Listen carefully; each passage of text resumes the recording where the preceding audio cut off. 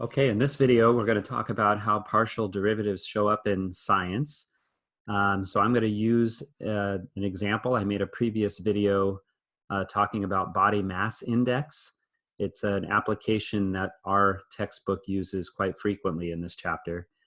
So if you recall, your BMI, your body mass index, is a function of your mass and your height, your weight and your height, basically. It's your mass divided by the height, your height squared. In the previous video, I used the body mass index to show you what the contour plot looks like. Remember, a contour plot is just a set of level curves. If you set your function equal to certain values and graph it, you'll get graphs that look like this. They're square root functions. And for the body mass index, I didn't label them here, but these are particular numbers that are chosen. So if your body mass index falls between 18.5 and 25, this was considered a normal range, okay? And then between these contour lines, there's a different classification. So let's consider a person with a mass of 70 kilograms, that's about 155 pounds, and a height of 1 3/4 meters, which is about 5'9". Okay. And so the question we have, this is where a partial derivative can be applied.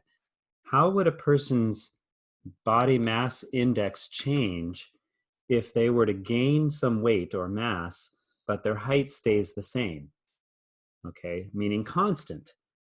And that sounds, if you watch the previous video on partial derivatives, whenever we want to measure the change in a function, that's kind of synonymous with a derivative, right? A rate of change of something. But because our function is a function of two variables and only the person's mass is changing but not their height, we want to find the rate of change of this function where our height remains constant. So this is a partial derivative. So I'm going to take the derivative. I'm going to think of m over h squared as m times 1 over h squared. Since the height is being treated as a constant, remember when you take the partial derivative with respect to height, your constant, since it's multiplied by your variable, will just stay there. And the derivative of m to the first is just 1. Now we can interpret it this way. 1 over your height squared is always going to be a positive number, which means if a person gains weight, but their height stays the same, their BMI will increase.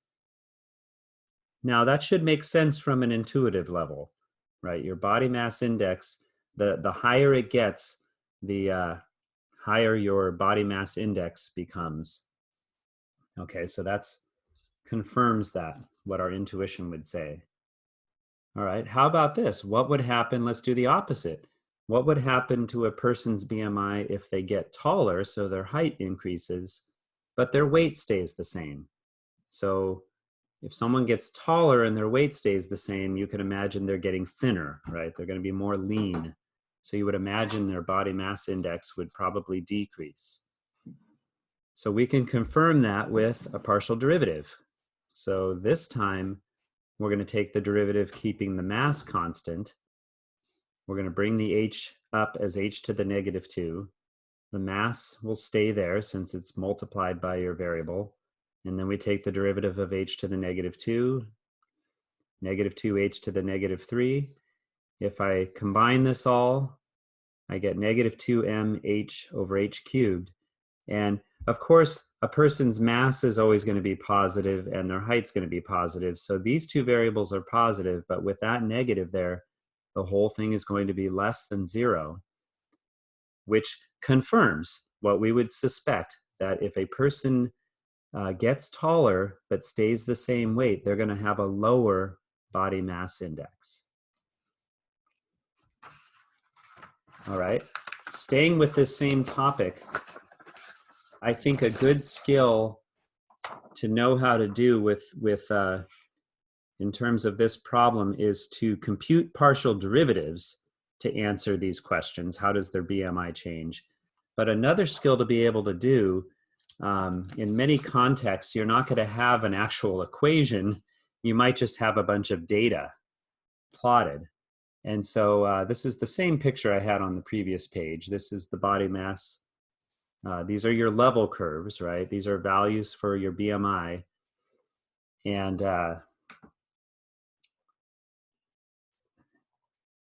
you should be able to answer questions like this from a level curve plot, from a contour plot, okay?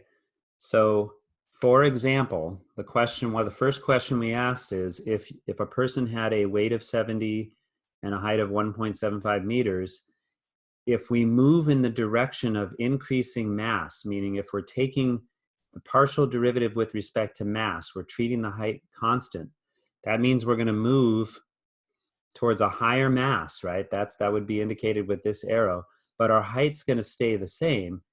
What you can tell is I'm going to be moving from a place where my BMI is maybe somewhere, I'm going to guess maybe around 20, right? Somewhere between 18 and a half and 25. But where are we moving towards? We're moving towards a higher BMI. So I can tell graphically that my BMI should increase if I increase my weight but keep the height the same. Okay, so that's what I have written down here. If you keep your height constant and move towards a higher BMI, so what that means is the partial derivative with respect to m should come out to be positive. And if you go back to what we just did, we figured that out mathematically, right? We took the partial derivative and found out that it was positive. Okay. Similarly, what would happen? The second question we looked at is what would happen to a person's BMI if their height grows, but their mass stays the same? So that would be way to visualize that on a contour plot at this point is you're going to move in the direction of increasing height. So you're going to move up. And notice you would then be moving towards a lower BMI, right? So that would mean that your BMI should decrease. Okay. That's written here. If we move up in the direction of increasing height, we move towards a lower BMI. So the partial derivative with respect to h should come out to be negative. And of course, on the previous page, we worked out the derivative and we did see that the derivative would come out to be negative. Okay. So both skills are important, being able to actually compute the partial derivatives, but also to be able to at least figure out the signs of your partial derivatives from a contour plot. Okay. Another context problem, and this one's from our book, has to do with, okay, this isn't a biology, well, maybe, but wind chill index is the perceived, W is the perceived temperature when your actual temperature of the air is T and the wind speed is V, right? So oftentimes we feel a different temperature if there's wind out there, right? And so there is probably a mathematical equation or a function for the wind chill index, which would be a function of air temperature and the wind velocity. But this is probably more realistic. A lot of times, we don't usually have equations, right? Nobody just gives us a magical equation in the scientific world. We just get a bunch of data, right? So we have all of this data in a chart for various wind speeds and actual temperatures, right? The actual temperature. These are the wind chill temperatures, right? So for example, I have this point circled here. If the actual temperature is negative 15 degrees Celsius, this was from the book, so must be in a very cold place, and the wind speed, the wind is blowing at 30 kilometers per hour, the perceived temperature is going to be negative 26 degrees Celsius. That kind of makes sense. If you've ever been outside on a cold day and when the wind's blowing, it feels even colder, doesn't it? Okay, so we've got all this data here.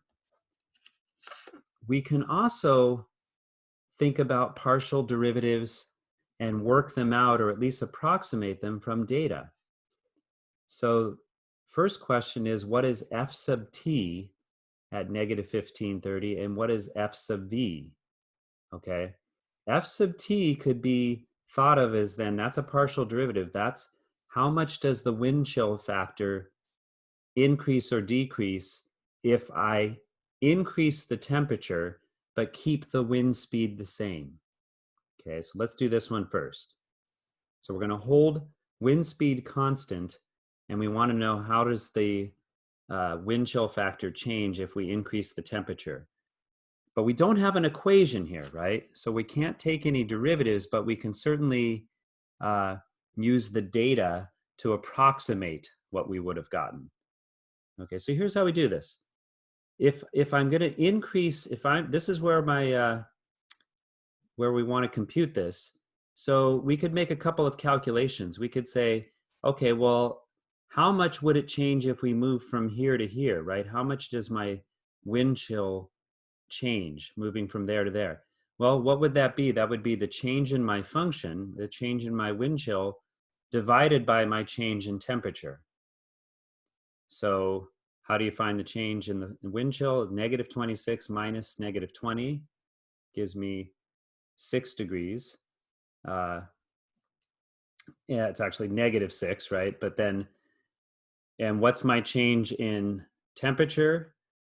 It went down by 5 degrees, right? Negative 15 minus negative 10. They both come out to be negative, so the negatives cancel out. So I get 6/5 as my estimate for how much the wind chill's changing per degree change in temperature. But that was using these 2 points, right? What about if I use these 2 points here? So I can compute